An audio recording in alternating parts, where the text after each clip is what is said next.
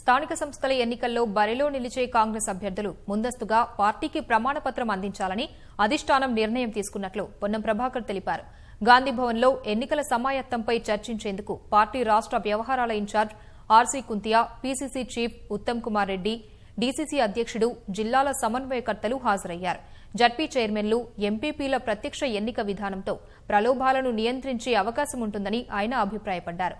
స్పష్టత ఉన్న చోట్ల జడ్పీ చైర్మన్లు, మండల అధ్యక్షుల అభ్యర్థులను ముందస్తుగా ప్రకటిస్తామని పొన్నం వెల్లడించారు.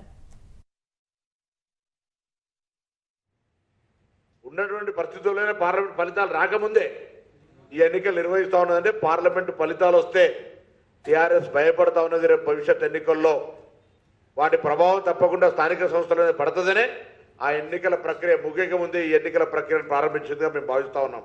గత 5 సంవత్సరాలుగా తెలంగాణ రాష్ట్ర ప్రభుత్వం స్థానిక సంస్థలను నిర్వీర్యం చేసింది. జిల్లా పరిషత్లకు ₹1 కూడా ఇవ్వకుండా ఉత్సాహ విగ్రహాలుగా చేసింది. అక్కడ ఉండబడే స్థానిక సంస్థలు చంపేసినటువంటి పరిస్థితులలో ఈరోజు టీఆర్ఎస్ వ్యవహారం చేసింది. పొత్తులకు సంబంధించి రాష్ట్ర స్థాయిలో ఎటువంటి పొత్తులు ఉండవు.